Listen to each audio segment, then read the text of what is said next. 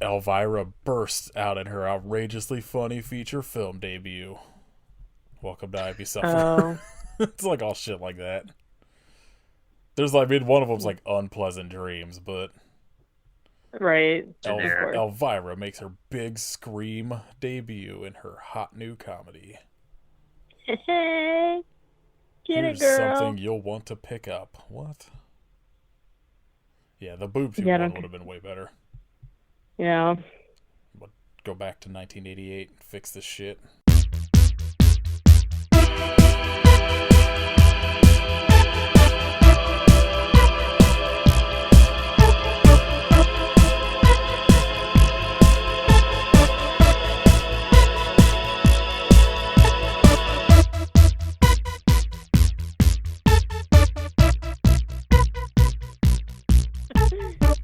This is episode 196 of I Hope You Suffer.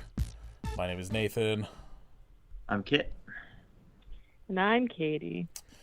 This week we are talking about 1988's Elvira, Mistress of the Dark. A banger. When do you think the last time that we all just said our names normally was?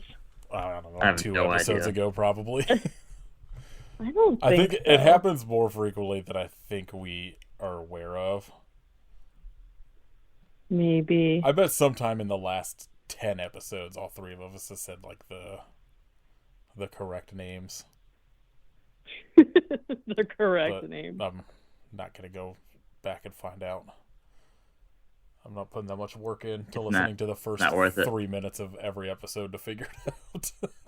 I'll do it. Yeah. So this was my pick because I wanted to watch something not bleak, and my original pick was going to be Possession, which is the bleakest. Yeah. So I actually still haven't seen that one, but I imagine it's probably not a lighthearted affair. I feel like that'll come up as a bonus episode at some point. I feel like eventually, like, that will get picked for something. It's so good. It's not a fun family romp. No, it is. It is very depressing. But Sam Neill's fucking killing it in it. Ooh, I love it. Yeah, that movie, very good. But we're Real going to good. talk about something fun, which is Elvira, who somehow still killing it, like 40 years later. Honestly. I assume we've all seen this one before. No. Oh, really? I don't think You I hadn't? have. No. Wow. Mm-mm. This is like a 3 or 4 times a year watch for me, cuz like I grew up like Elvira was the like local kind of horror host thing in California. So like I grew up watching Elvira on like the weekends or whatever when like she would do like the horror movie hosting shit. So like I got like almost probably my entire life of watching Elvira. So this Wow. is a perennial classic for me. What'd you guys think then for a first time watch? Kit. It's good. I never watched any Elvira stuff. Like, my entire Elvira experience is entirely secondhand. So I wasn't quite sure what to expect. And I was kind of surprised at how juvenile the humor is, which is obviously not derogatory if anyone has paid any attention to anything I've said I like This is over the course of this. Kit and I talking about Our dicks all the program. time. Yeah. But no, it was good. I liked it a lot. Yeah, it's you would probably enjoy like it like a lot of the horror host stuff. It's very like her thing's very much like Joe Bob, but that like teenage, mindset. Like it's a lot of obviously Yeah. boob jokes and like innuendo and shit. It's good. What'd you think, Katie? Um, I also like I obviously always knew who Elvira was, but I also never like really watched anything that she was a part of. For the obvious point that like I could tell. I think that she, as an icon, is amazing, and I love her. But her content's just like really not for me, and specifically because of what you just said. It's like mostly like boob and sex jokes, which like I just do not find funny at all.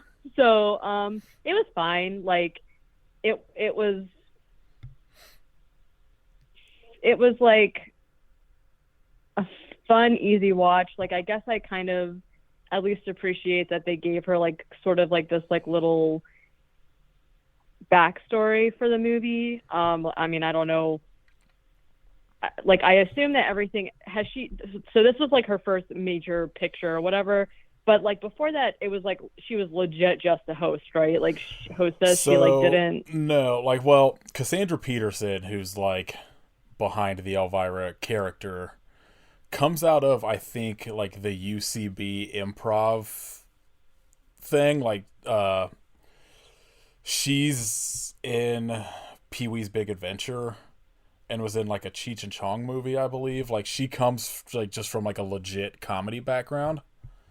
And so I forget. I've listened to a bunch of podcasts with her, but it's been a while since I've kind of like listened to her talk about her past, because she's got some stories to tell about like she fucking dated Elvis when she was like 17 or some shit, and like was like a Las Vegas dancer for a bunch of years, and so she's got like a bunch of kind of insane stories. But she comes out of like comedy background, and something just in the process of like trying to find like steady work, I think was like offered or was like told about this audition for like a horror host or movie host thing happening out in California, and like, you know, got the job. And I think it's like, it's a very like,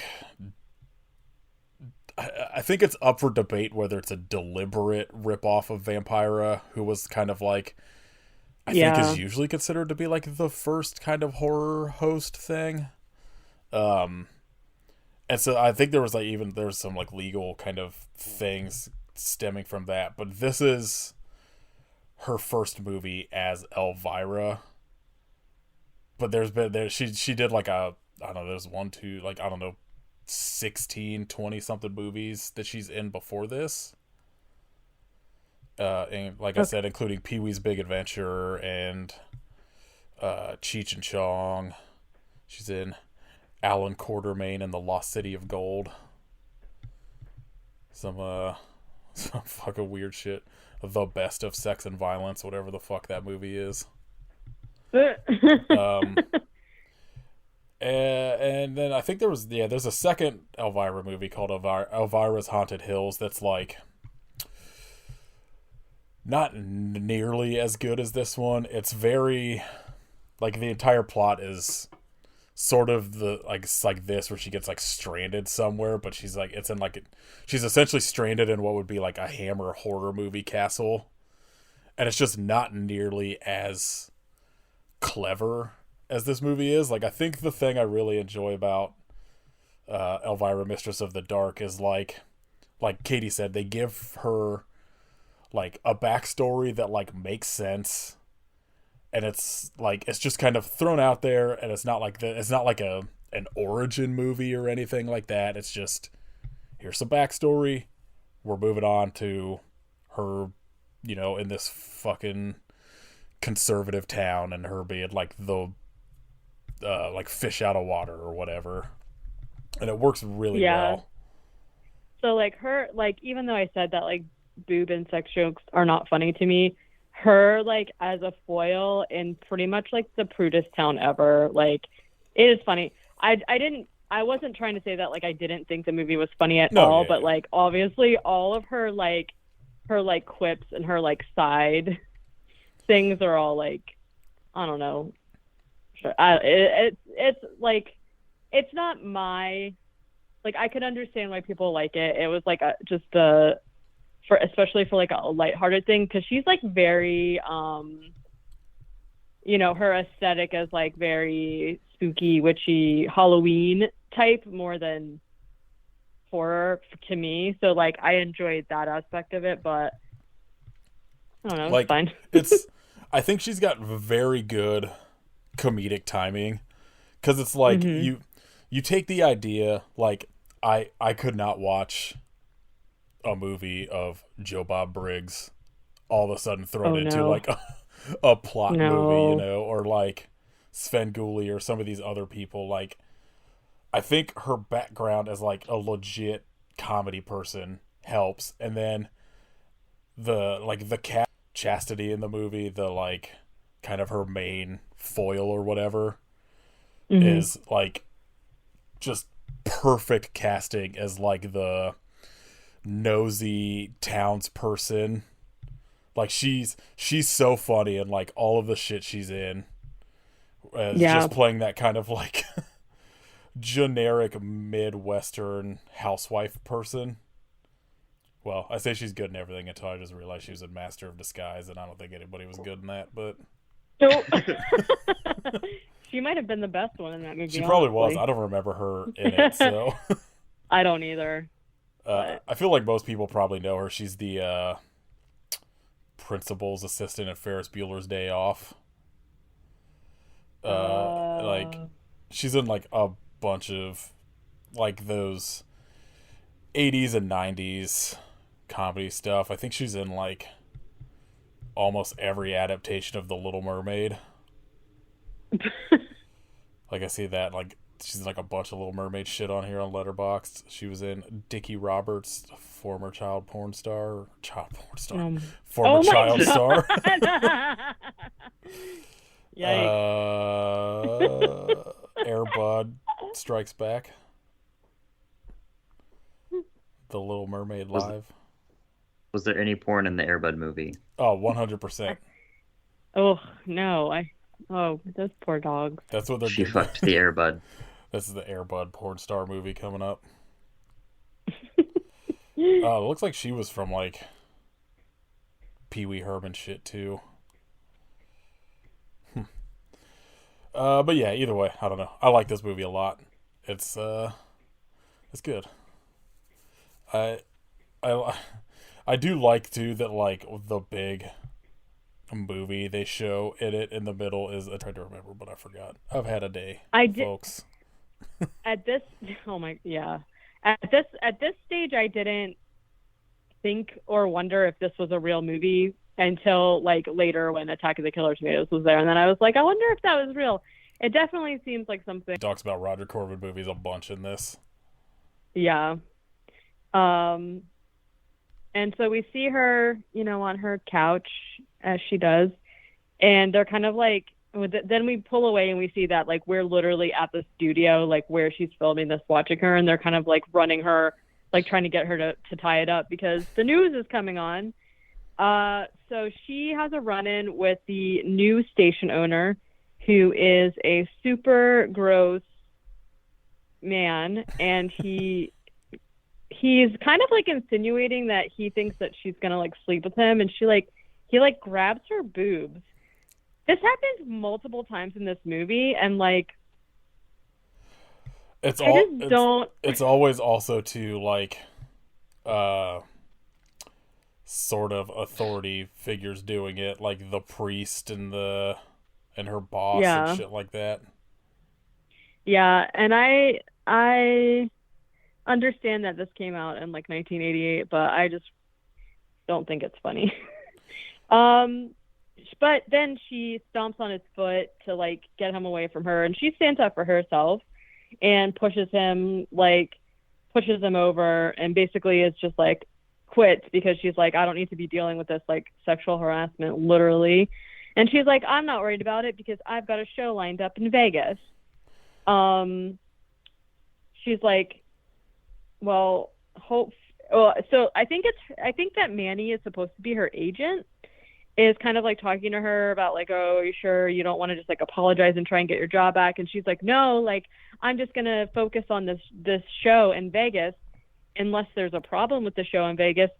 And I think the things that I thought were funny from this movie were things that were like kind of like, obviously most of the humor comes from like slapstick stuff and like innuendo, but there's a scene here where she's like she comes from the set and like goes and is like changing behind like a changing screen, but then when she comes out she's literally Exactly still the Elvira. And that made me laugh pretty hard because it's like she's like throwing out like underwear and like a garter belt and shit like that, and then just comes out and is dressed exactly the same, wearing the same thing. Like that part that was like very funny to me. And so she's like, I do think I want to point out that the news anchor, the woman that she kind of argues with or whatever, is Tress MacNeille, who is a voice actor from The Simpsons. Yeah, I think she does like Miss Krabappel, if I'm like remembering correctly. Like she's like one of the people that's like not main cast that comes in and does like 10 voices an episode. yeah, I love that. Yeah, nice. So, so she's like, okay, well, wait, is there something wrong with the show or whatever? And he's just like, there's not something wrong, but it is complicated. And essentially, the people in Vegas want her to finance the show, which seems like, shouldn't they be paying you? I don't know. Such a convoluted plot point to like kick it into gear. Yeah, but then I'm just like, well, it is Vegas. Yeah. And they need her to come up with $50,000, which is a lot of money now. And for 88, I can't even imagine how you think that you're going to do that. $3 million in 88. Yeah, that's insane. So $50,000, and she's just like, oh my God, like, how is that going to happen? And then she gets a telegram that basically, she also does this thing where people start reading her stuff and then she's just like, give me that, and she like snatches it from them. She does it multiple times. I'm like, all right, girl. So she gets a telegram that says her great aunt Morgana has died, and she needs to go to this like small town in Massachusetts to the reading of the will so that she can get her inheritance. And she's just like, timing. Wow, yeah. I think she says that or something. She does break the fourth wall a few times. She like looks at the screen and like says stuff to us. So, well, at the reading, she basically gets. We're just gonna bypass over her driving the fucking coolest car of all time. Oh, I'm not there yet. The Macabre I want Mobile. that grill plate. Oh, I thought that happened like before she gets to the reading. Well, so she's at the reading, and it turns out that she gets her aunt's entire fortune, and suddenly it is a game show where they are announcing all of the stuff that she's won. Oh, she gets a boat. Right. I forgot about this. She gets a car. She gets a dining room set, and she gets money. But that was just a daydream. And we skipped over like a lot of stuff. No. It's like it was like The Price is Right. At first I was like, okay, this is really weird, but then when they're like a brand new dining room set, I was like, all right. So so it was just a daydream, and so she heads off to Massachusetts, and she basically do you want to talk about the car? I don't really. It's a car that like after this movie became like a staple of like Elvira appearances and shit. It's called the Macabre Mobile. And was like created for this movie, and like if I remember correctly could barely function. Like it would be one of those things they would have to like start it and like just start shooting immediately because it would just stop working. Sounds about right. She's got garlic hanging from the rear view mirror. It's like black. It's got leopard print interior. The steering wheel, I don't know if it was a pentagram or what it was, but it was like something crazy. Yeah, I think it's a pentagram, if I remember correctly. She's driving to the title credits, basically, and there's like a bunch of shenanigans that happen. One of which she has a man blow up his gas station. So she gets to the town in Massachusetts, and it's just like a nice, like old-fashioned, like quintessential town where there's like, I don't know, people knitting in the park and like shit like that. It and looks like it looks like the 50s Back to the Future town. That's exactly what I was thinking when I saw it. Actually, it's like, yeah, diners and whatnot. And she like pulls up into town, you know, like blasting rock music or whatever, and it's like getting everyone's attention, of course, because it's all black, and she's like wearing all black, and her makeup's all like all crazy and stuff. And she pulls like into the town square kind of, and the hood of her car just like flies off into the street. And I was like, that seems really unsafe. Hey, you know, you want to look cool, you gotta be unsafe. Yeah. I mean, that's pretty true. That's pretty true. So I actually didn't write her name down. Oh, Chastity. Yeah. Chastity, it seems so weird saying that because she's like an older woman, and that just seems like a stupid young teenager's name. Her name's Chastity Pariah. What's funny, though, is like she's supposed to be an older woman in this, but she was probably like 34 when they filmed this. I believe it. The way they be doing the people's hair back then aged them like 25 years. It's insane. Like, it works for this character, because, like... but, like, for sure. It's just funny, because it's like, I remember watching this, like, this week, and being like, damn, she looks like she was, like, 50 in this. Like, guarantee you she was probably, like, early 30s, maybe mid-30s. Yeah. Her and her friend basically are, it's mostly her, confronts Elvira, like, I don't know who you think you are. You don't fit in. Like, what are you doing here or whatever? And I don't remember what she says to her, but she's basically just like, well, I never. And she, like, walks away or whatever. And then there's a bunch of boys, like, standing around watching, and they help her push her car to a garage where the mechanic basically says, like, yeah, I can fix it, but, like, it's going to take a little while. So, she goes to check into a hotel, but the lady who is like running it takes one look at her, and it's just like, sorry, no rooms. And she's like, but it says vacancy. And she like looks straight at her and like turns the no vacancy part on or whatever. And I know.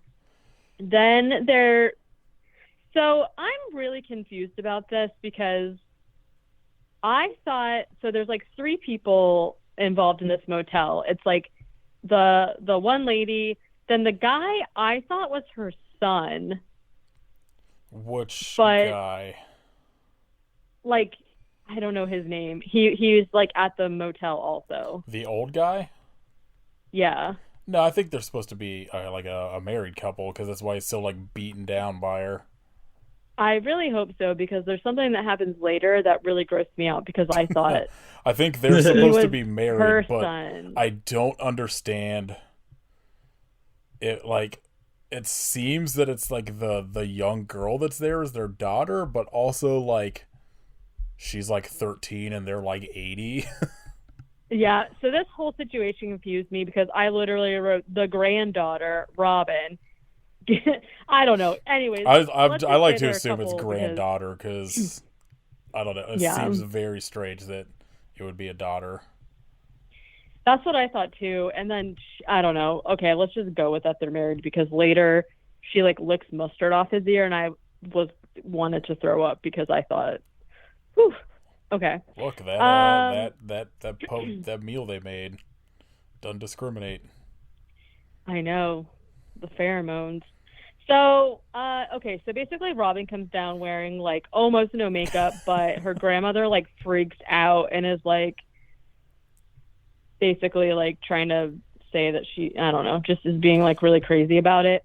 And then Robin shows Elvira to her room and tells her that the bowling alley gets really crazy on league nights. So that's what Elvira's going to do. So she goes to the bowling alley, and there's 2 dudes there who... Spider-Man comic. Oh my God. And I don't remember what he said, but he was like, oh, right. You really expect us It's that to like believe that Spider-Man. plutonium would affect him when he's got like radioactive blood or some shit. And then that guy's like, oh shit, let me see. And he's like, here you go. And he just rips it up. I was like, that's fucking rude. Um, so yeah, they see her and they come over and start like hitting on her because they're gross. And then she just like dumps their beer on their laps. And they like try and fight her. Like one of the guys grabs her and shit. And I was like, this is terrible. But don't worry. Bob comes to the rescue. And I love the like goth bitch jock boyfriend thing yeah, like happening in this movie. he's just supposed to be like the upstanding like handsome dude or whatever. Except he's nice. I think he's supposed to like it's supposed to be the idea of like the muscly brain dead guy, but kind of like not. Brain dead. He's like slightly smarter. Yeah, So he basically like gets the guys away from her, and then the bowling alley owner, Patty, has the hots for Bob and is mad that Bob is like giving Elvira attention, and also she's like, look at all this damage, who's gonna pay for it? And I was like, what are you even talking about? There's no like whatever. So Bob's like, don't worry about it, I'll pay for it, and leaves with Elvira. And they're kind of just like walking down the street together and talking. She tells him about her aunt, and he says that he really admired her, and basically sort of is just talking about how the town is like super fucking lame. And this other thing that Elvira does as like part of her shtick is that like she says she like superimposes words that mean something different but sound the same like in sentences. So when he was talking about how like the town is fucking lame, she goes, what a bunch of preservatives, which made me laugh really hard because like, but she does it like throughout, but that was like the first instance that I like kind of like laughed out loud. She also like leans in for he's just like, she's like, I really want to like hang out with you more or whatever, because I'm going to be here for a few days. And he's like, yeah, I'd love that.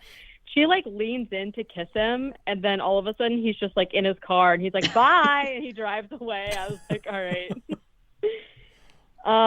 Now we're at the real reading of the will. She shows up, and her family, well, it's not her family, it's like her aunt's maid, driver, and then her aunt's brother, her uncle, who's her uncle. And they're like, of course, really scandalized by her. And she's kind of inappropriate though, because she's just like, gimme what I get, and she's like grabbing at the will and shit. And she just like rips it out of his hands. And essentially her great aunt has left her house, her dog Algonquin, and a recipe book. Yeah. And but there's no money, and she is like, of course, pissed off. Well, she's upset because like she needs the money, right? And the uncle gets nothing.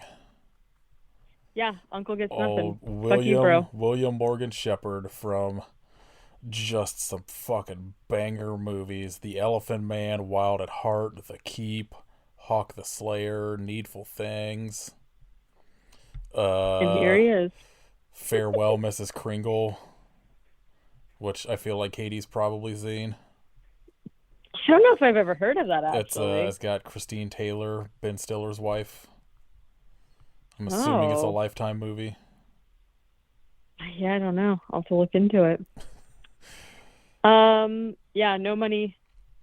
So then this is where I find out that the two guys from the bar that were like, or the bowling alley that were hitting on her, work for the uncle, and he is essentially telling them that like he wants the recipe book because it's actually magical. And they're like driving down the street or whatever, and he sees her walking, and he's just like, hey, what's up? And she's kind of complaining about like the situation, and he offers to buy the recipe book off of her for $50, and she's like, stoked. Fuck yeah. My favorite joke in the movie is her putting the gum on the car, when she's talking I to think him. I missed that. So when she like he pulls up and he's like, he says, "Do you need a ride?" And she starts yelling at him like he's trying to pick her up. And when she Yeah. realizes it's the uncle, she like leans over and she takes her gum out and puts it on like right above his window. And then when they get done Ew. talking, she takes it back off and puts it in her mouth and just keeps Ew. going back like along her way. Yeah, I definitely missed that. That's gross. Yeah, she's like, fuck off. Oh, hey, uncle. Like, she doesn't say fuck off, obviously. I don't think this movie has any cussing, actually. No, so I was gonna say that earlier and I forgot. I think we went on to some other tangent or whatever. I love that this movie is like probably like PG, maybe PG-13, but it's like it gets away with just enough kind of like pushing the limit on that. Yeah. I mean, if it wasn't for, like, some of the racier things, like, I feel like most of the almost all of the innuendos would, like, go over your head as a child, right? So I guess it just depends on how strict you are with your kids. I don't know. There's no nudity, but, like, you know. There's an incredible blowjob joke that a child would understand. There's like I get, because I've been watching this movie throughout my life since it came out. Probably I'd say I probably saw it like 1990 maybe or whatever, and like on Right. VHS, and like there's so many things that like I know as a kid I just didn't get, like the joke that comes up when she's like doing the movie theater sign. Yo, yeah. It's so good, like the blowjob joke. Like there's so many jokes in here that you're just like, wow, these are like real dirty if you're an adult. If you're like, it's one of those movies that you could watch with a kid because they're gonna have no idea what like most of the jokes are. There's just gonna watch these like over the top characters, and then there's like some like cool like monster effect shit at some point with like the things coming out of the food she makes or whatever. Yeah. Yeah. Yeah. So what happened here? Okay, so yeah, so she goes to the house with like the lawyer or like the state guy, and we see it, and it just like really looks like a rundown like Addams Family type house or like the Monsters type house, and It's very Tim Burton, which is yeah, interesting it's because he was also the first choice to direct it. oh weird Because he just done Pee-wee's Big Adventure like yeah right before this, which he directed. yeah I forgot what I was gonna say. Oh, it's like the state of the house seems really interesting to me because like she gets the letter about the reading of the will, and you assume that that's happened like really recently, but the house looks like nobody has lived in it in like 100 years. It's like cobwebs and like all the furniture is covered. It's very funny. I just like to assume that like her aunt just lived like that. She might have. I've seen worse. Her and old Gonk living it up in their covered furniture. I think Algonquin is a cool name, and she's like, Same. "What a stupid name! I'm gonna call you Gonk." And I was like, "That's it's like the one joke I opposite. hate in the That's movie. Is she stupid. says it's like a sissy Yeah. name, and I was like, I mean, I get it. It was '88, but Algonquin sounds very powerful to that me, name regardless." sounds like a cool goblin name to me. Yeah. So we're gonna keep it. I refuse to call that dog Gonk. Yeah, because now all I can think about is the fucking dummy football player that kept showing up in WWE matches for some reason. Gronk. Oh yeah, that's right. It was Gronk. Wow. Close enough. Okay, so they're looking at the house, and essentially Elvira is just like, what am I going to do? And he's like, well, you could probably get a lot of money for the house, like, especially if you fix it up. And she's like, okay, that's what she's going to do. So she also meets Algonquin for the first time, who is a white poodle. Yeah. I don't know dog breeds, I think but it's a poodle. She doesn't like the way that he looks and immediately shaves him and dyes him. So now he's got like one fluffy ear and one shaved ear and like a pink mohawk, and also she's put like a studded belt on him and stuff, and shit. it's a lot. I'd And be afraid of that dog if I saw it in the street, just dark alley. um, okay, so she also, Elvira has also found the recipe book, right? And so she puts it on the table because she knows Uncle Vinny is going to come and buy it from her. So he shows up, and the dog has like taken the book and hidden it in the couch, while Elvira tries to sell him the house, and he's like really not interested, and she's just like, "What is going on?" And on. Finally, he just like yells at her, and I was like, "I don't want this house. I just want the book." And she's like, "Okay, but the book is gone now," and he's very upset. And then it kind of just cuts to like the nighttime, and the group of boys that like helped her with her car have snuck over to her house to try and watch her undress. This whole scene is so creepy, but done like very like I don't know. It's funny, but also like in hindsight, very creepy. It is But it's also like very I don't know. 80s as well. Like I feel like this was Yeah, extreme I was gonna 80s say move. this is 100% a super 80s like trope of like panty raid, or we're gonna Yeah. go watch girls undress or whatever, and like boys will be boys, but like they show up to try and like watch her change or whatever, but then she like catches them, and when she pops out of like she opens the window, she's got like a mud mask on her face that's like green, and they like scream when they see her. So like it ended kind of funny, but like of course, yeah, not Yeah, like great. I think they do like a good enough like twist on that trope of like her catching them, but then she's got like all of like like the green mud mask thing on and shit and Yeah, so she's like what's happening. Well, and like the thing that I kind of like about it too is that like she is just very like, even if she understands like what's happening, she just kind of like doesn't let anything bother her, because they're like, "Oh, so like we heard you might need help fixing up the house." And she's just like, "Yeah, why don't you come back when it's daylight?" Like just like very nonchalant about it. And so they say that they're going to come help her fix the house.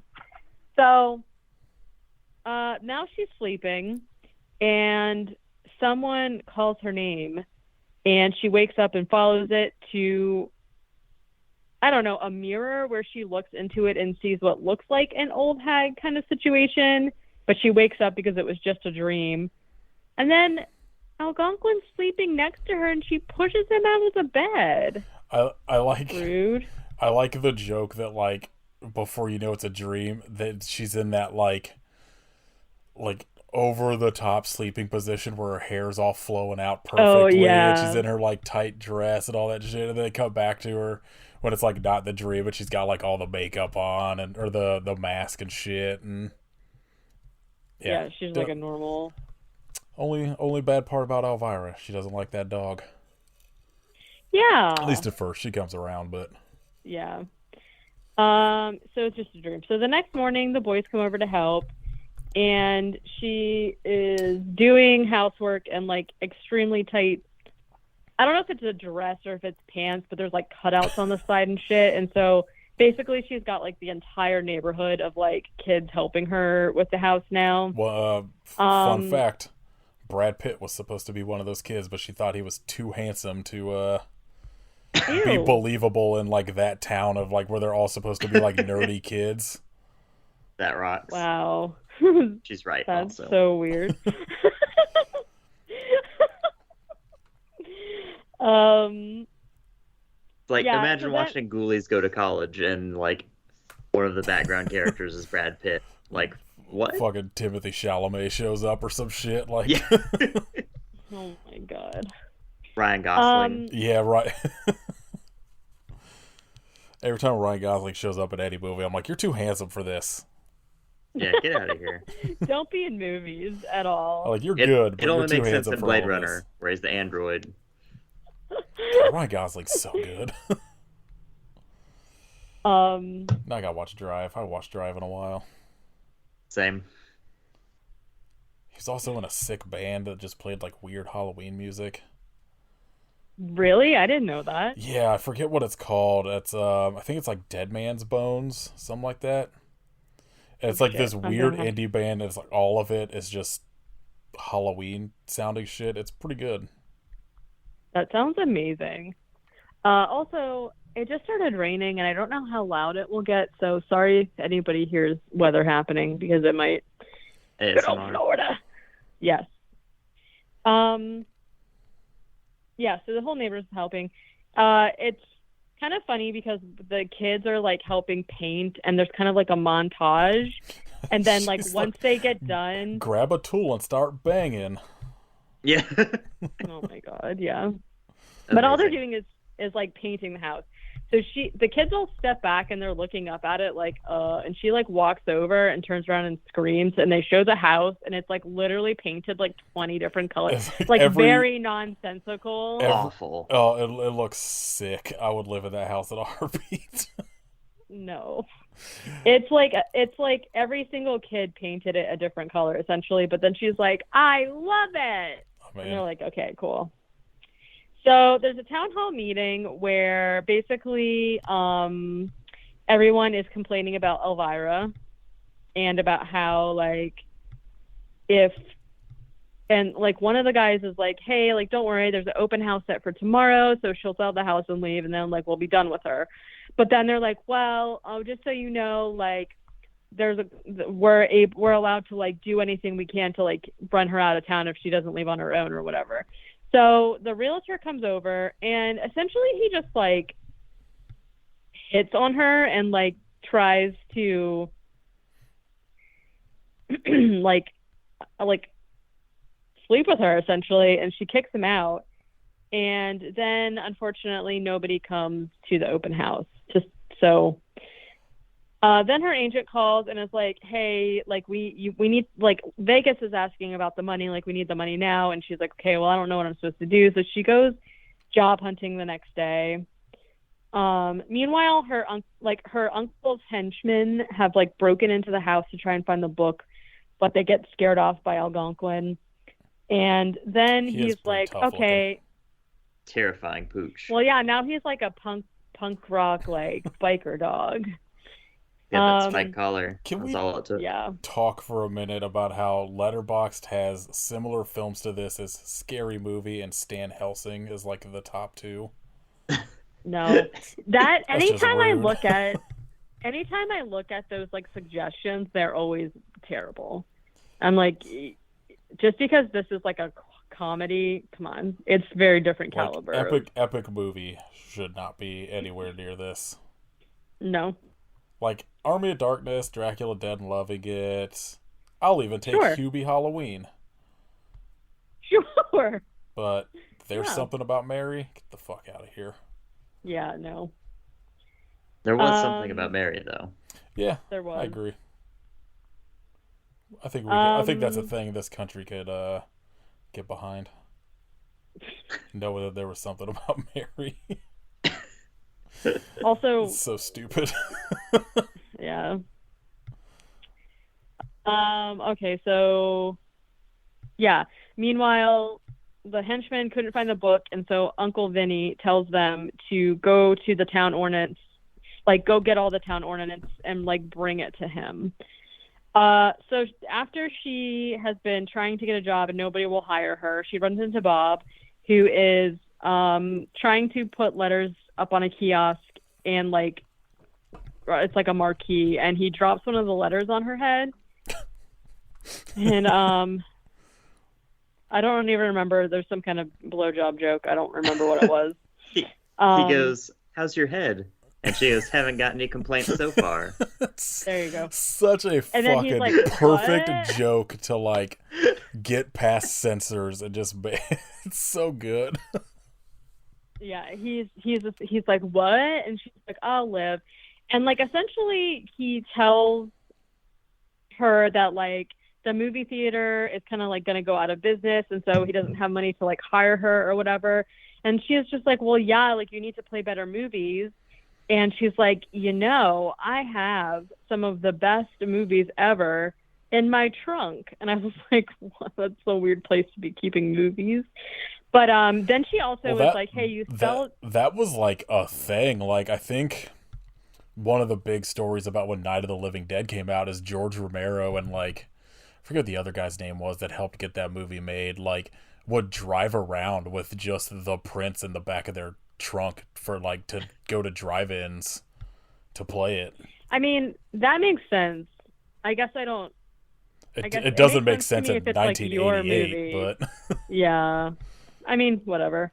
So that's all. Hey, I guarantee you, if you pulled over Joe Bob Briggs right now, the trunk of his car is probably full of like DVDs that he plays for the last drive-in. Just stuffed with copies of Hogzilla. Yeah.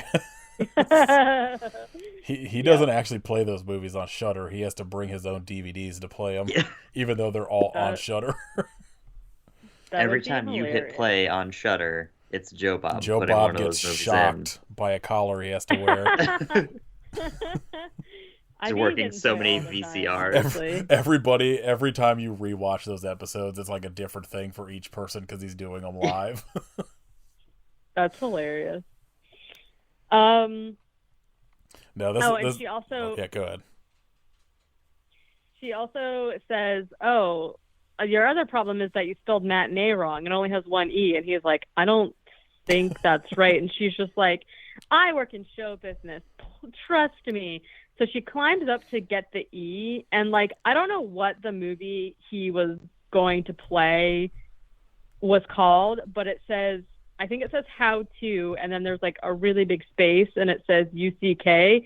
So she like grabs the E and falls right when like Chastity and her friend like look up, and she's holding the E by like the very bottom, like so it looks like an F, and so when she looks up it looks like it says how to fuck or whatever, and she like passes out. That was pretty funny.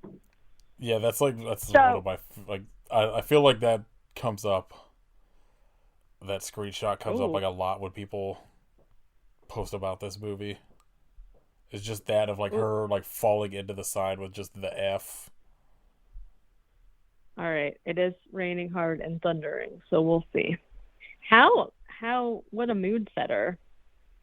Yeah, that was pretty funny. That was the one that I was like, okay, that is pushing it, but I think you can.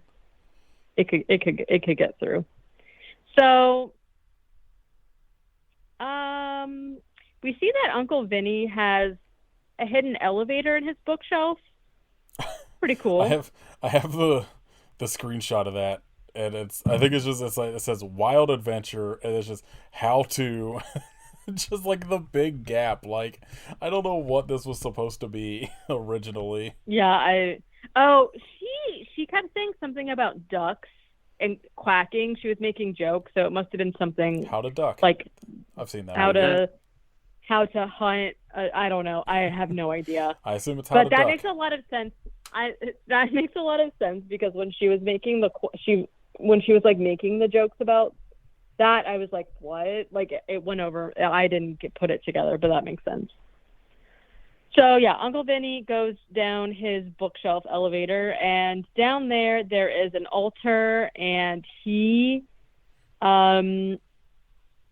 is wearing some kind of like robe, and he is basically like, hey, if I get that book in 1 week, there will be the lunar eclipse, and I will be the master of the dark. And there's like shaking and lightning and thunder and shit. He's evil, if you haven't guessed by now. He is okay. So Elvira has been like, basically the town, like the principal was basically like, okay, well, we need to tell the kids that they can't hang out with Elvira, and if they do, they're going to be expelled or whatever. So the kids have been like staying away from her, and she finally, right. She finally finds them at the bowling alley and is telling them that she's going to host a special midnight showing of the worst movie ever made. And when it's bad, it's really bad. She's like excited about it. And they're essentially just like, the principal and our parents said that like, we need to stay away from you. We can't hang out with you. She essentially just like guilts them into going by pretending to cry. And it sounds really horrible. That night, they all sneak out. Patty was at the bowling alley and like overheard all the kids say that they were going to sneak out to go to the show. So Patty has also snuck in to the movie theater. Elvira, basically, her idea is that she's going to end after the show, after the movie plays, she's going to end the show by doing like a, it's called flash dance. Yeah, I think so. Yeah. Okay. I can never like Flashdance and then like Footloose and all that shit like gets Footloose, Dirty Dancing, yeah. like it all gets Striptease. But it's all essentially the same movie. Yeah, Striptease is a banger, all right. It's essentially the scene, like everybody knows it, where you like lean back in the chair, where you like lean back in the chair and pull the bucket and the water splashes on you, and she's gonna do that at the end, but instead of water, she's gonna do glitter. And so basically they show the kids. Elvira is doing her commentary to the movie that plays, which, as we said, is Attack of the Killer Tomatoes. Got some complaints about how this is the worst movie ever made. I know, right? It's definitely the worst of the Killer Tomatoes movies, but there's especially at this point a lot of terrible movies that are worse than Attack of the Killer Tomatoes. I was gonna say it's not even the worst, like up until that point, but whatever. Yeah. So after that, so Patty has snuck in and basically replaced the glitter at the end, and so Elvira like does a dance. Does like, I assume the flash dance, like whole dance, except for that she is wearing all black, so like her leg warmers are black also, and she does the dance, and then oh my god, this was pretty funny too because it was like definitely not Elvira. She's doing like flips and shit, and then they would just do that thing where it was like showing someone else in silhouette and then showing her. Like, I love that shit. Cut together. So good. So dumb. Like anytime a movie does that where they make the joke of like make it as fake looking as possible, it's always so good. Yeah. So she does the dance, and then when she pulls the bucket, instead of glitter, it is what I assume is tar, and then Patty dumps feathers. So Elvira is like, I'm so embarrassed, and I was like, the kids didn't really like react to it. I didn't think, like, Patty was trying to embarrass her, but it kind of seemed like the kids were just like, I mean, whatever. I don't know. So back at home, Elvira is washing off in the tub, I think using gasoline, which is probably not great. And she's basically like plotting her revenge and talking about how she's gonna like get back at Patty and everyone else for the way they've been treating her. Bob's there, and Bob is like, "What's that smell?" And she says something like, "Oh, don't worry about it. Just don't light a cigarette." Because, earlier in the movie, somebody exploded from lighting a cigarette around gasoline. And they're watching TV. Basically, they watch it until the channel goes off air, which if you are young, that means nothing to you. But it's like... Yeah. Oh, no so iconic anymore till 6 a.m. The TV just cuts off. There's no more programming, and it plays that fucking like, it's not Stars and Stripes, but whatever it is. Some channels would play like the national anthem before they went off and stuff like that. Yeah, so bizarre.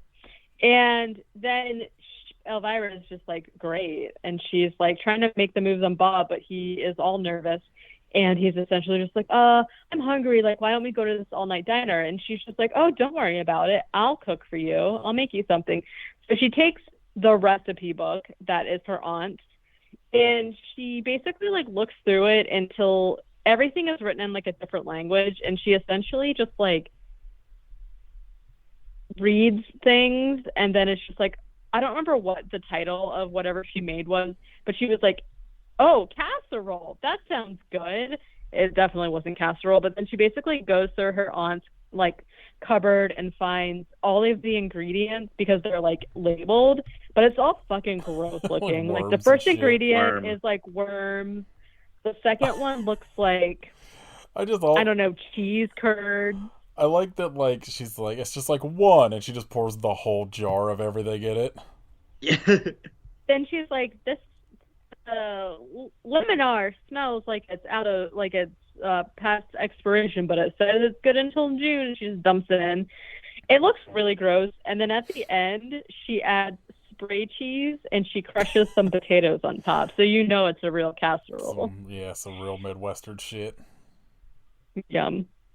She serves it and she's like, "Hope you're ready to eat, because here it is," or whatever. And when she opens the lid, I don't know, it's like a lizard creature pops out of it and starts like attacking them and stuff.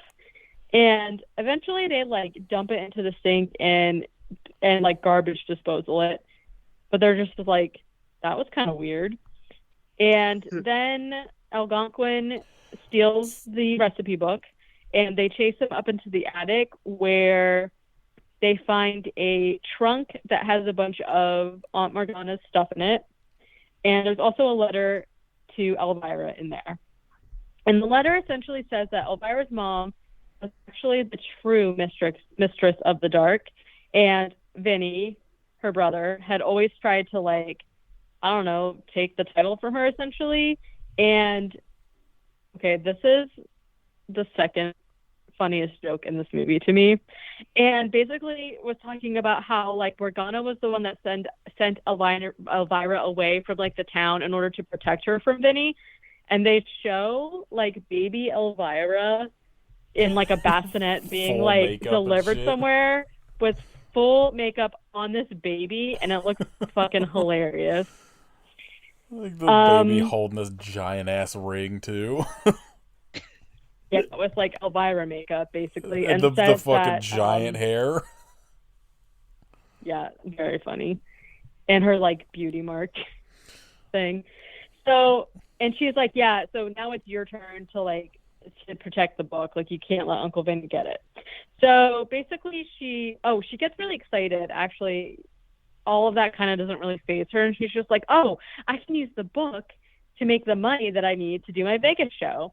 And so she's like flipping through the pages and she sees one spell that has the word moolah in it. And so she's like, thinks that's the money one. Moolah means money. Yeah. So she's like, okay. So she reads it, and the house starts shaking and the power goes out.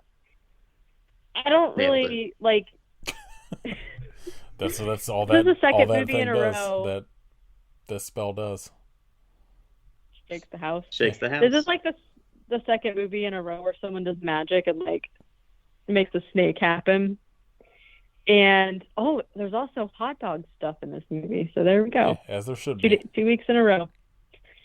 Basically, she summons a snake that, like, at first she doesn't realize is a snake, and she thinks that Bob's putting the moves on her, which gross. He turns on the light and she's got a snake and she like screams and throws it. And then she's like, I'm scared. And Bob comes over, and then I guess they finally do it. It cuts away, obviously. It's so interesting because, like, I was looking into, like, on Letterboxd earlier, to the guy that plays Bob. And, like, he's got a very interesting career of, like, a bunch of cool movies. What the fuck's his name? Daniel Green.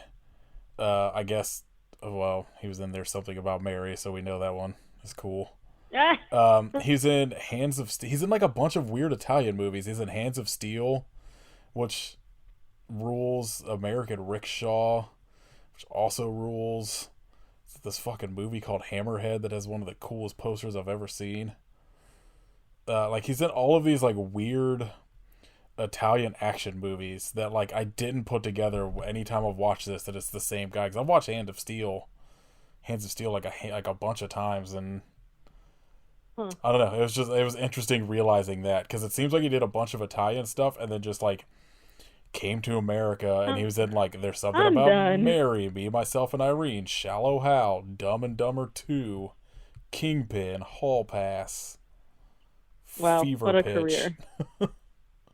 Oh God, fucking Stuck on You. The classic. Oh man, that movie's so bad. Anyway, just wanted to stand Daniel Green there for a second. Wow, what a hard what a hard turn in his Everybody go watch career. Hands of Steel movie. It's got arm wrestling, some other cool things. Immediately after Hands of Steel, he was in Remington Steel. Yeah. Ooh. He has a type. The man loves his steel. Yeah. All kinds of steel. Okay, so the next day we are at the Morality Club picnic. Love it. Elvira, it's a potluck, so Elvira has snuck in a dish that she puts on the table for revenge. And A vengeance dish. she puts it on there thinking that it's going to be the lizard casserole again, but that's not really what happens, and everybody that starts to eat it loves it, and it kind of turns into like a sex party outside, but like Makes everybody start an orgy. but like obviously like there's no nudity, like so the it's just PG like version of it. What if that's what the lizard wanted to do? Could have been. We'll never know.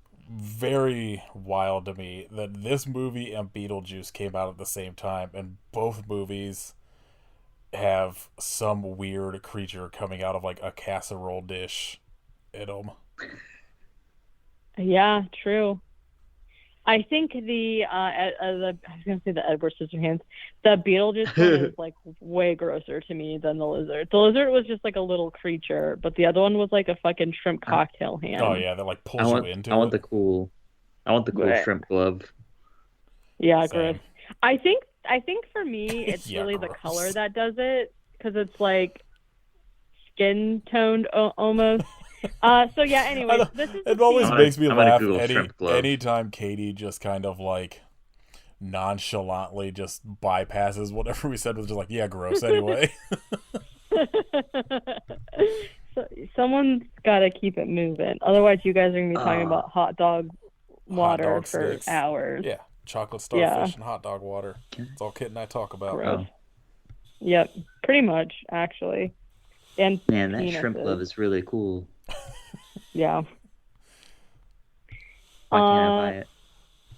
Make one. I feel like there's got to be a way to Buy a bunch like of shrimp replica. and stick your fingers in it. Yeah. This is when the innkeeper is like licking mustard off of the dude that I thought was her son, and I was like, okay, this is this is a lot. Okay, so basically, then Patty starts making the moves on Bob, and Elvira basically is like, hey, step off my man, and Patty's like, no, let me show you. Calls her like a pipsqueak or something, because she's like very tall, and there's like she's essentially just like, let me show him what a real woman's like or something, and Elvira punches her out, and for some reason her entire shirt comes off. I was like, what the fuck is happening here? But the whole point is to it's revealed that Patty's boobs are not real. She had what appeared to be massive vintage triangle boobs, as we would say. But it turns out that it was all padding and her boobs were not real. I wonder if this was like I wonder when the Madonna cone boobs thing happened in comparison to this. I'm not sure the year, but like, yeah.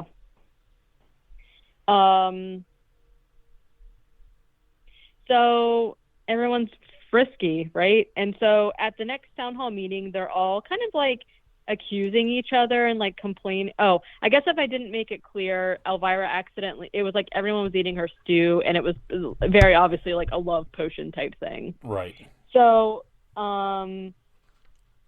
everyone at the town meeting is like kind of embarrassed over what happened, and is kind of like blaming everyone else for like their behavior essentially. And Vinny's there, and he's just like, no, like don't feel bad. It was actually Elvira that did it.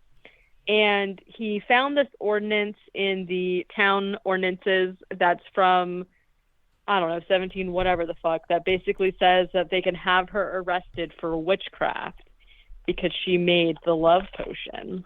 And they're like, fuck yeah, good old-fashioned burning.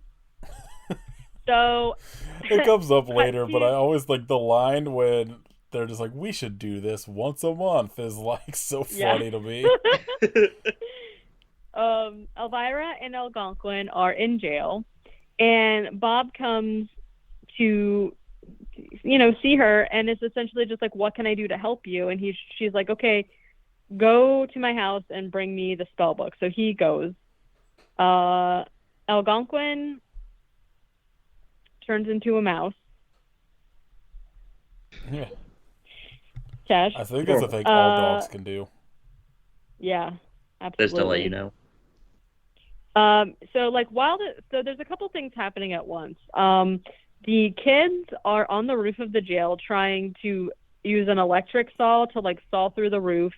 Elvira's in jail, and she can see in the town square that they're basically like setting up a like spire to burn her. And meanwhile, Uncle Vinny goes to Elvira's house and takes the book. He's got the recipe book now. So okay, my bad. Bob, I wrote this out of order. Bob has gone to the house and found the book, and as soon as he finds the book, Vinny like knocks him out and ties him up or whatever. So Algonquin has turned into a mouse so that he could leave the jail, and he goes to the house and then turns into a Rottweiler or whatever and like unties Bob so that he's free. The kids have managed to saw through the roof of the jail, but have landed in. Hi, Polly. Polly's here. Yeah, Polly's here to talk about Rambo Elvira that's coming up. Are you secretly Algonquin? Is that the thing? You're wet because it's raining outside. Well, stay in here, silly. Oh, cats. The kids have sawed through the roof, but they have fallen into the jail cell next to her, so now they're just in jail. I love that joke, so too. Great. Also, it's like they literally cut a circle around the perimeter of where they were standing. That's so, such like, a good come on. cartoon joke to bring into the real world. Yeah. So, yeah, basically the cops are like, okay, great. The kids are all locked up. And they take Elvira out to be burned. They tie her up there, and they're like, do you have any last words? And she's like, just one. Help! And it's like, so, it's just ridiculous. I like that, as when they're tying her up, too, that she's just like, oh, wait, I think I left my oven on. I'll be back. Yeah. So then whoever goes to start burning her, and Patty comes over. Patty is no longer wearing her padded bra, by the way, and she's just like, wait, this is wrong. It will burn faster if you start it in multiple places. So she starts lighting the fire, and the fire's coming up. Bob runs up and is like, no, oh no, somebody help me or whatever, and is trying to put out the fire by using his jacket to waft on it or whatever. And then Elvira realizes that the ring that it's this huge fake ruby ring, but it's huge, realizes that her ring is magical, and she uses it to make it rain, and the rain puts out the fire. So Bob unties Elvira, and then they make out. And then he's like, look, the lunar eclipse is happening. Vinny is walking around the town looking for her. I couldn't tell if it was just the lighting, but I thought he was looking kind of weird at this point, a little skeletal. Yeah, he's got he's turning into evil whatever makeup. Yeah. Looking creepy, because at this point he's he's just I mean, obviously I couldn't actually I'm did he always look like that? So it is weird. He's also turning the townspeople into pigs. So that's pretty cool. Bob and Elvira confront Vinny, and he basically chokes Bob out and also throws Algonquin into a dumpster, which is really rude. And Elvira has the ring, and he's like, it couldn't save your mom, and it's not going to save you. And he lightning magics at her, but the ring basically deflects the lightning. And she's like, oh, yeah. And she gets kind of full of herself. But then she like throws her hand forward to like flick the to like do magic at him, but instead the ring just flies off of her hand and lands on his finger, and then she runs. Jokes like that always work on me too, but it's like that dumb shit that like somehow physically like lands perfectly safe on someone's finger.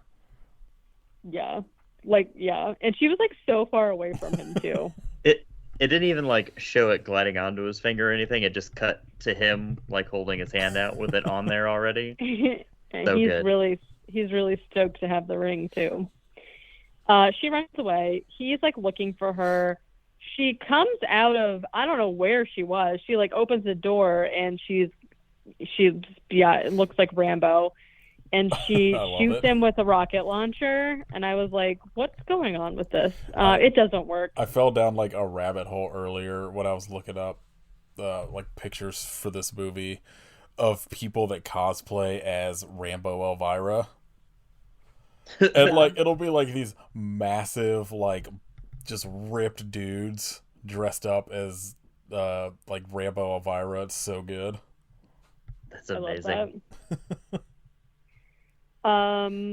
She shoots a rocket launcher at him, but it doesn't work, so she runs away. She ends up like stumbling into the cemetery, and he's like advancing on her, and she just like takes her shoe off and throws at him, and the heel sticks into his head. Sounds terrible. And yeah. She runs, past him or whatever, and ends up back in her house, and one of the henchmen is there, and he, like puts some moves on her, of course, and she throws what I think are leeches at him, and then she's like, creeping around her house pretty much, and Vinny's arm just like busts through the wall and grabs her neck and is like choking her out or whatever, and he's like pulling her into the wall, and the like vibration basically like knocks an axe down, and it just like chops his hand off, the one that has the ring on it, and she like pulls away and like is like struggling with like the now, I don't know the word, not decapitated hand, but like cut off hand, and like throws it on the floor or whatever. He comes in the room and is like shooting fireballs out of his mouth like around the house and like setting the house on fire. And there's kind of like a run-on joke with this board that pops loose from her house that like at one point like slaps her in the butt and stuff. But essentially he steps on it and it pops up and hits him in the dick, which I gotta admit, anytime that joke happens and things, it normally gets me. If it's a rake, if it's a shovel, like it's funny. Yeah, it gets him. Same. And especially when like, he's shooting fire out of his mouth. And he drops the recipe book. Elvira, okay, so his like severed, that's the word. His severed hand is like crawling around and like trying to get her. And she stabs it a bunch of times with a knitting needle and takes the ring back. And she uses the ring to like deflect his magic one last time. And I guess it zaps him because he turns into like, I don't know, blue vapor and like busts out the roof of the house, which I wasn't really sure that he was dead or whatever, but I guess he is. Yeah, he's blue vapor now. So anytime you see blue vape pen smoke, that's him. Yeah. Killed someone. They got smoked. R.I.P. You're smoking a dead person. That's why the vaping kills, because it's a person. Yeah. So how do you think they make vape juice? That's right. Yeah. This is an anti-vape campaign. Gross. She can't. So the recipe book is on the floor and it's like surrounded by fire, so she can't get it.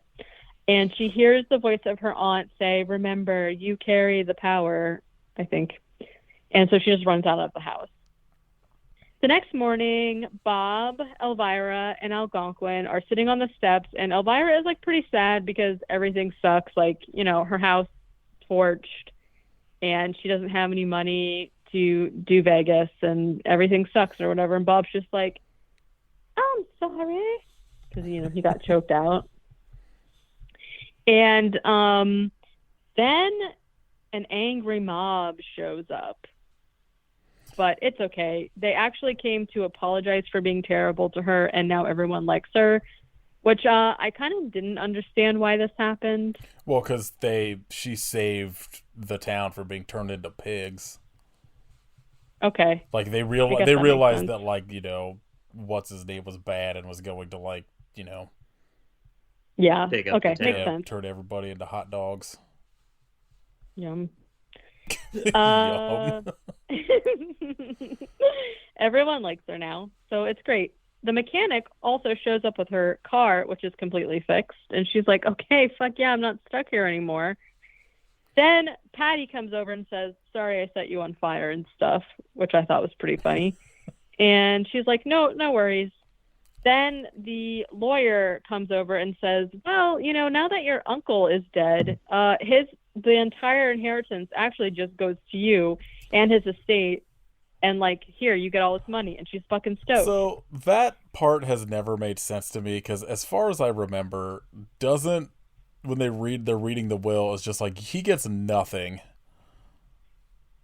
He gets not okay. Not only does he get nothing from Morgana's estate, he didn't even know she existed. So I don't like maybe because I think that what he was saying is that she gets the family's like entire estate. So like she gets Vinny's estate, but like he didn't know she Oh, existed. maybe So that would make sense. But like I guess his will must have said like next of kin, which maybe is only her now. I have no idea.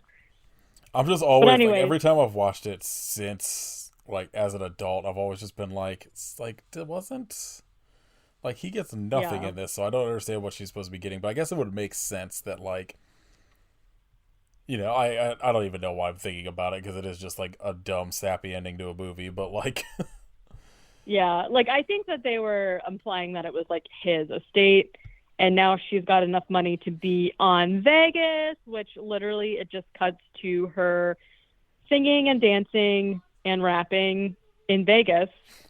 the rap is so Um, cringy, but I love it. yeah, but basically it just ends with her doing, happy ending. Except for that, I love how she was like all with Bob the whole time, and then she's just like, "Oh, I have money for Vegas," and he's like, "Okay, see ya." I was like, "What?"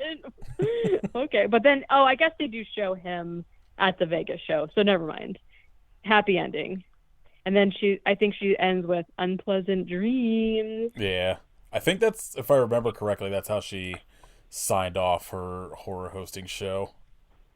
Yeah, that makes sense to me. But so yeah, that was Elvira. Yeah, it's great. Uh, watch Elvira's Haunted Hills if you want. It's like I said, it's not as good, but it's still worth a watch. It's campy For and some fun, but reason, for some reason, I felt like I had seen an Elvira movie, and I feel for some reason like maybe it was that one because nothing in this movie seems familiar to me, so I don't think I've seen it. But like, I couldn't pick out anything specific that I remember about the one I did see, so I don't know. Maybe I'll watch it and just find out. yeah, it's like it mostly takes place in like a castle, and it's like witchy shit again, but like just not as well done, and it seems way cheaper than this one. Like I Yeah, don't know, it's fine. Like I still enjoy it. It's by far like it's a good movie. It's just not like, I don't know. Like I gave this a 5 star because like I love it, and I think I gave Haunted Hills like a 3 maybe. It's okay, definitely like yeah, a letdown in comparison, but like it's I think it's still worth a watch if you like Elvira at all.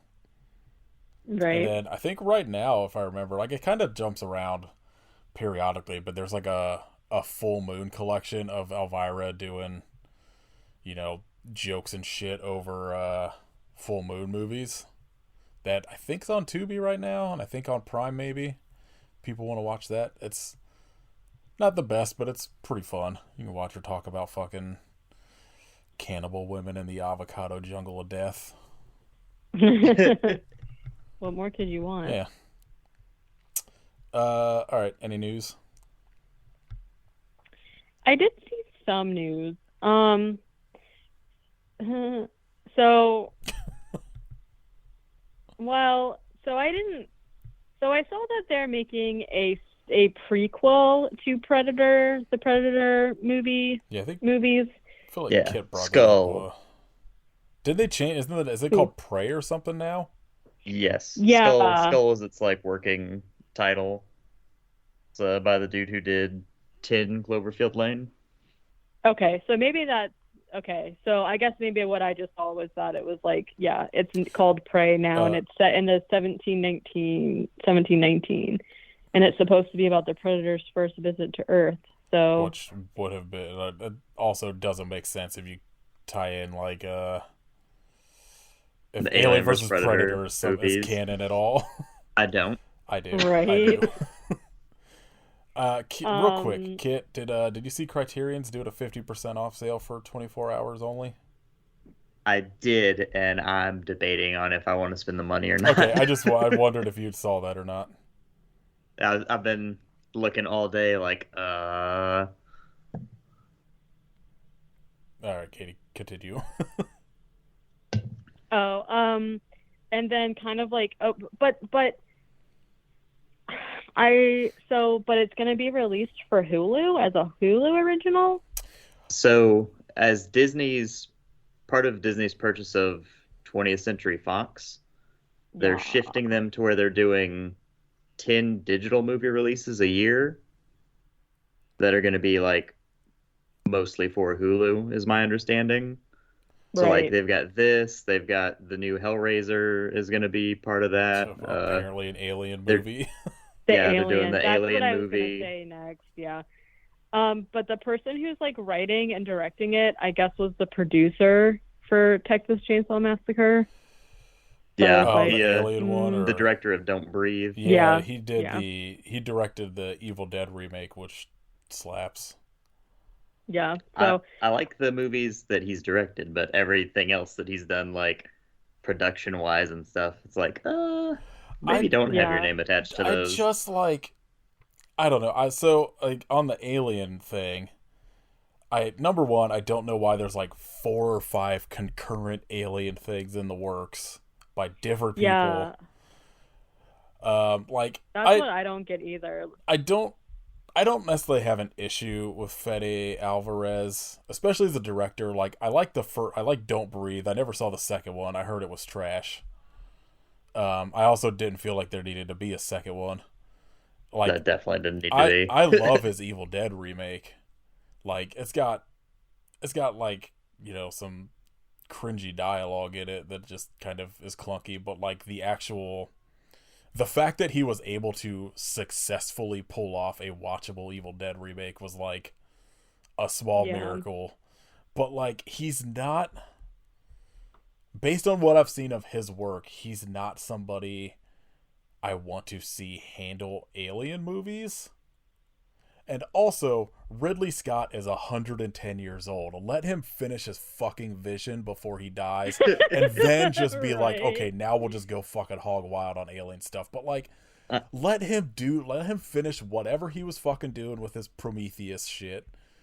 I know some people don't like it, some people love it. Just let him do it. Like Ridley Scott, whether you like the movies he makes or not, like makes beautiful looking movies, and I want to see where the shit with David was going, and I would like just let him do at least one more to finish that fucking storyline, and then just do whatever the fuck you want with other Alien movies that I'm not gonna watch.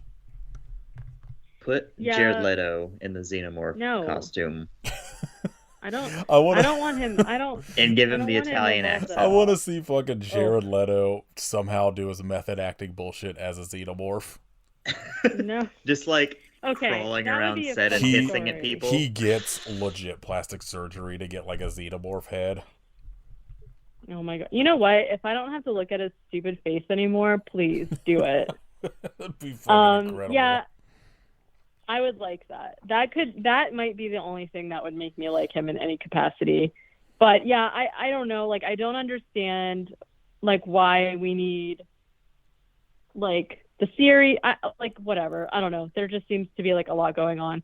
But I did read that apparently like he had like pitched, I guess, like his idea for this movie to Ridley Scott, who liked it and then like reached out to him and was like, hey, do you want to like make this movie? So like I don't know what that entails, or like obviously we don't know what the movie is about, but at least there's like that glimmer of hope, I guess. No, but I don't know. Like, I mean, we've talked about it enough, and I think we talked about it a lot in like the Alien episode we did. Like, I don't want an on Earth alien movie. And that's what it's supposed to be. Like, I don't want it. Like, leave it in fucking space. Well, I know that's what the series is, but I haven't heard anything specific about this I thought movie. I saw that the Fede Alvarez thing is supposed to be taking place on Earth. Well, why do we need two? I don't know why. I don't know why there's like 4 of them like always in fucking flux at Fox. Like, make the Xenomorph an alien princess and just be done with it. That's what I want. Make it it a Disney princess, and let's just. I was like, she is an alien princess. Yeah. Okay. My next news is that I saw. I was a little misled here because I saw that they're going to do another Tubi movie that is going to be called Titanic 666. That is about the third Titanic.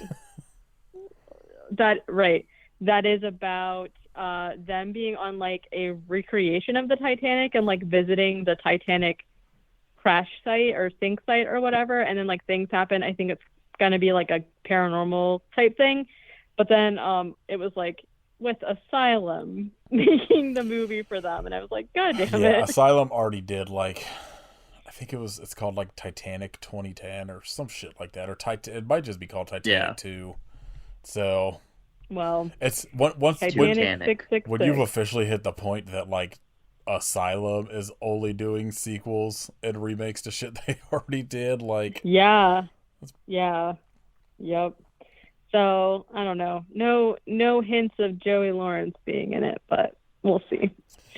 And then the last thing that I saw is that they are doing a remake of the 1997 video game House of the Dead, which I fucking love. But it's coming out for the Switch on April 7th, and I'm really excited about that because that was like one of my favorite like OG like Dreamcast games. Is it gonna be like one of those ones where they just like revamp the original game, or is it gonna be like a complete new? I think it's a revamp of the game. I'm pretty sure. I'll still play. I loved fucking like anytime I would go to the movies is like when those games are out. Yeah. Like I would always go like 45 minutes early so I could play House of the Dead before the movie. I loved that one. That one and Time Crisis were like 2 of my favorite games. I am not good at shooters at all. Like I could not beat just a regular shooting game to save my life. But if it's like a gun con game, I fucking love it. And I had House of the Dead for Dreamcast.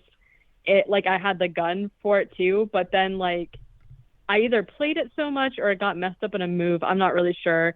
But the game, like the disc got so scratched that I got to the point where like some of the data was lost and I could still play it, but like all of the enemies were invisible. So it was pretty hard. Pretty hard to play.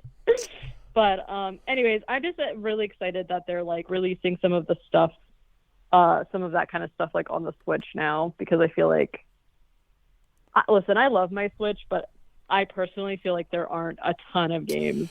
That's how I like really good games for it. About like everything since the Wii, where I'm just like, it's like they like make like 5 very good games, and then it's just a bunch of like trash that I'm not gonna play, and then I just end up playing Super Nintendo games from the store or whatever. Yeah, exactly. But yeah, I don't know. So exciting. That's it. All right. What did you guys watch this week, Kit? Besides CM Punk coming out to AFI. I'll say I don't know if I watched anything. I'll pull up my diary. I watched The American Scream, and that was it. What the hell is that? It was one of the Vinegar Syndrome like partner label movies Oh, right, about right, a right, right. family like vacations off in like some snow cabin, and a bunch of local weirdos are trying to kill him. It was all extremely nonsensical, and I stopped paying attention. Very weird. There was a country hoedown towards the end, and that's where everyone got murdered. Checks out. Yeah, I don't know that I would recommend it, but I would not recommend it either. What about you, Katie? Um, I think the only oh god, yeah, I think the only things that I like overwatched was it was called Just Like Heaven, and it was like kind of like a rom-com with Mark Ruffalo and shit, what's her name from Legally Blonde? Reese Witherspoon. Yeah, where Mark like Ruffalo. where she like spoiler alert for this extremely terrible rom-com like gets in a coma and then he like rents her house and she like appears as a ghost to him and he like falls in love with her. Oh It's boy. very stupid.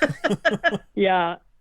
This is like the kind of stuff like we'll pick to like fall asleep in bed to, and like normally it's like a lot of times it's action movies, but we just watched a bunch of these like it's not called American Ninja, but like movies.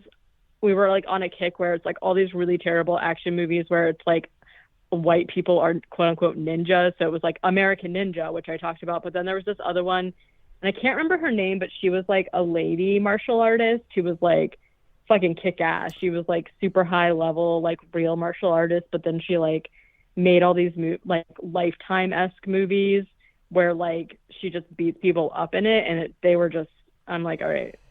So we watched that, and then we watched The Do-Over with Adam I Sandler was and like, yeah, David that sounds Spade. familiar, but It was so fucking stupid. I was hated that one of it. those like Netflix movies that he made? Probably. It was really, really stupid. I feel like there was one more that we watched, but I can't remember. And then I just watched some Hubie stuff for. Halloween. Listen, I'm gonna stand. I did not rewatch Hubie Halloween last year for Halloween, but I stand by. I Unbelievable. actually thought it was pretty funny the first time I saw it. So we'll see this Yeah, year, I maybe. watched it last year, and Um, I was surprised that it was like I at know. all watchable because Yeah, I don't feel like Adam Sandler's done anything comedy wise that's like watchable since the '90s. yeah, I would agree with that. And then I just watched some stuff for a bonus episode. Oh yeah. So that's it. Same. Yeah. Um, let's see. I watched Corpse Mania, which is the Shaw Brothers take on a Giallo, and it fucking rules. Highly recommend. Um, I watched it on YouTube, and it's really good. I was surprised at how well a Japanese take on Giallo worked, and it's like Hmm. surprisingly like not like it's as far as like kind of gore and like blood and shit goes, it's very light on that kind of stuff. So I don't know, it was very good. I watched Dracula Sucks, which is one of the things Vinegar Syndrome released for Valentine's Day. That Aw. was like, probably the best of the hardcore movies I've seen them release.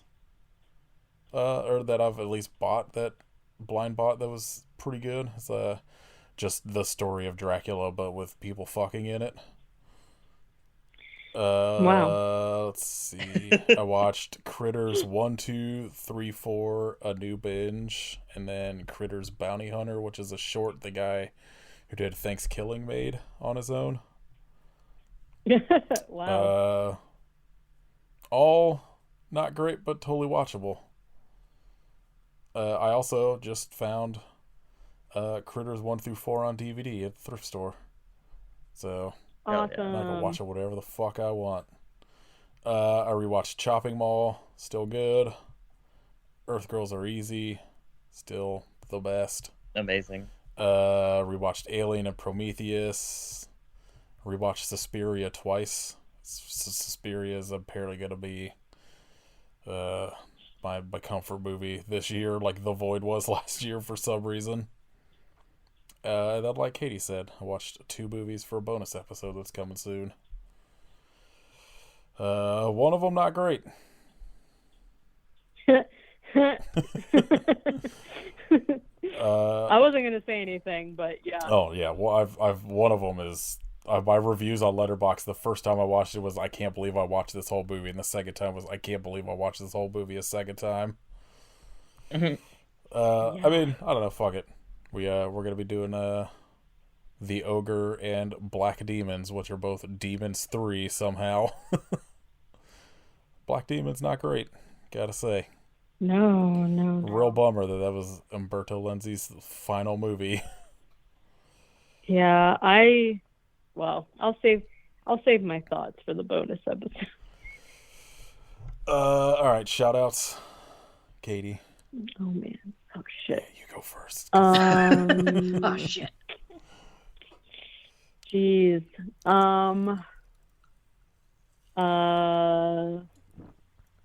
Say Space Coke.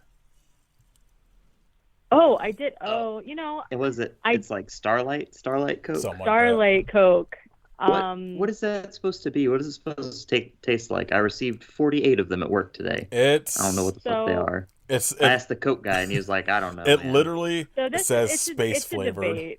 Right. What? It's. I'm gonna buy it, and I'm gonna listen to a Blood Incantation album. See how it goes. I think it kind of tastes like Snickerdoodle a little to me.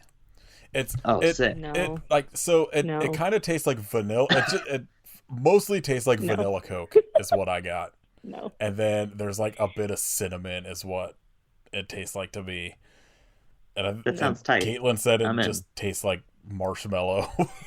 So here's the thing. Every single person that I talk to, it tastes like something different, Right. and they're not divulging it, right? And it's called Starlight. And I was talking to Tiffany about this because obviously anytime I buy anything that is remotely space-like, I text it to her. And we were talking about it, and she said that one time she looked up what is space supposed to taste like literally space. Mm. And there was something that came back saying that a lot of like the elements found in space are similar, like the same things that are used to make raspberry flavoring. So she said that she drank it and was like, I got raspberry, but I don't know if it's because of. I didn't get that Separately, at all. she Googled these things.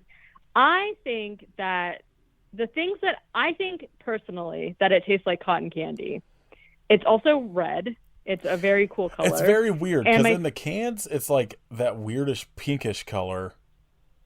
But like, I guess maybe when it's like, I don't know, in the bottles, it just looks like that brown Coke until you kind of pour it a little bit, and it's like, yeah, it's like dark red. I feel like it's gonna be. I'm starting to think. I'm thinking there's no consistent flavor at I was all. gonna say, I wonder if they're just making like different batches and sending them all over the place. I feel like it's gonna be one of those things like Futurama's Slurm, where we find out it's just made from like some alien cum, some excrement alien shit. So yeah, I think. God. I think it tastes like cotton candy. My sister-in-law said she thought it tasted like grenadine, and after I heard that, I was like, actually, it does taste like grenadine, which actually is pomegranate, not cherry flavored. And then I think that I saw Caitlin online say, Fun Dip, and I was like, yeah. Caitlin said it tastes like the stick from like, Fun Dip. Like, I agree with that too. So what? So I texted Layla. I was like, what is Starlight Coke? What does it taste like?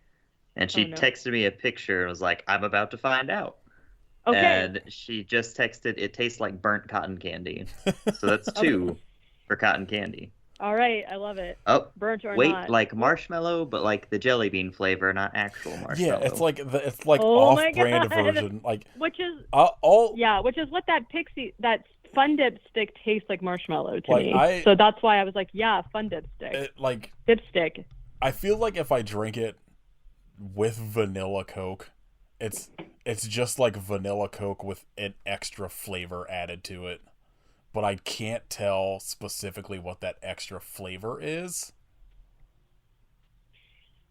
I don't I know. think I don't know Alien if they'll Cum ever release. is pretty Yeah, pretty on point. it does have like. So I don't really, I don't really like Coke. Like I will try different flavors of it, Yeah, but same. Coke, like Coca-Cola, is not a taste I enjoy.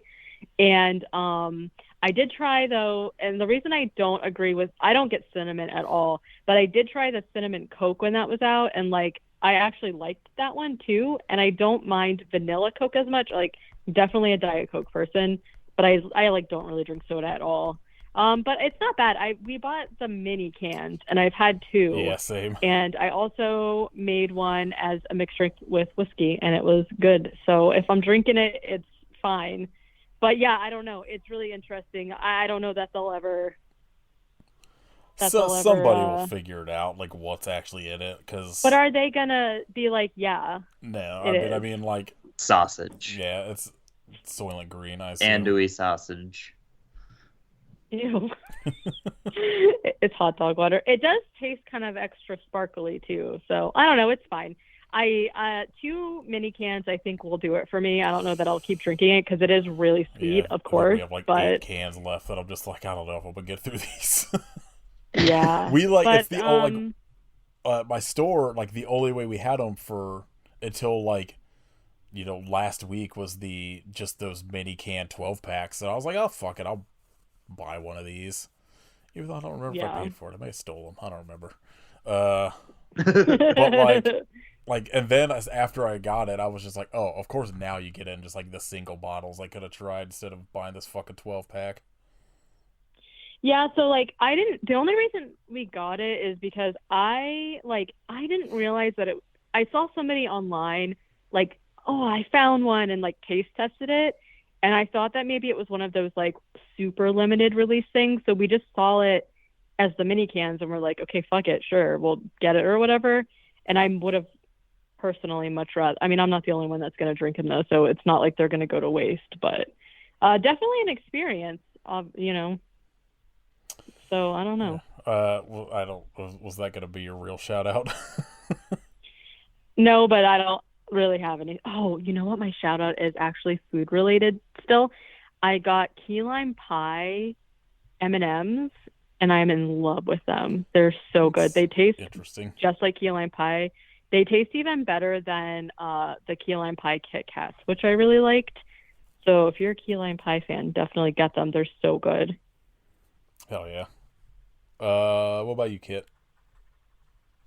Everyone go watch the Jon Moxley Bryan Danielson match from this past weekend. Yeah, get those William Regal faces going. Yeah. Or CM Punk and MJF in the dog collar match, because dog collar matches rule. I that's the only one I watched because you texted me. I fucking was sick to my stomach the night before and fell asleep at like 6 p.m. And I woke up to like your text about him coming out to his Ring of Honor AFI theme song and shit. And I was like, I gotta watch this, and it so good, fucking rules. Yeah, that was like one of my highlights this week. That like him, like you hear it in the crowd as like AFI starts playing, where they just start losing their goddamn minds, and then like I don't know, it's so good.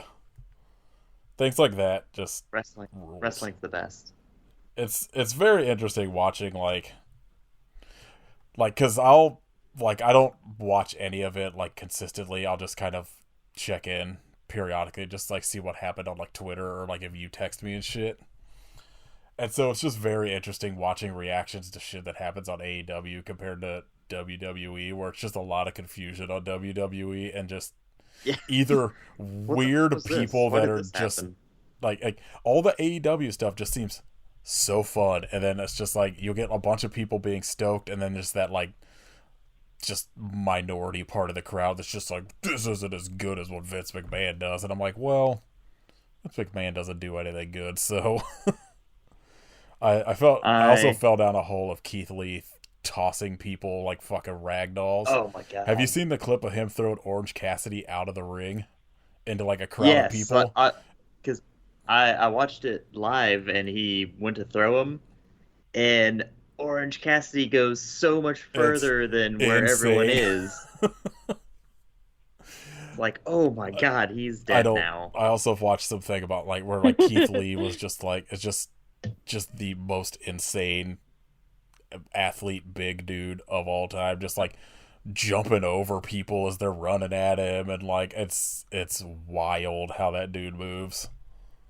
Did you see the video of him just like shoulder charging Adam Yeah, Cole into and the launching crowd. him into the crowd? he, Jesus Christ, that's unreal. he It looked like a like cartoon. just runs into this dude, and he goes flying easily 15 feet into the crowd. It's unbelievable. What a king.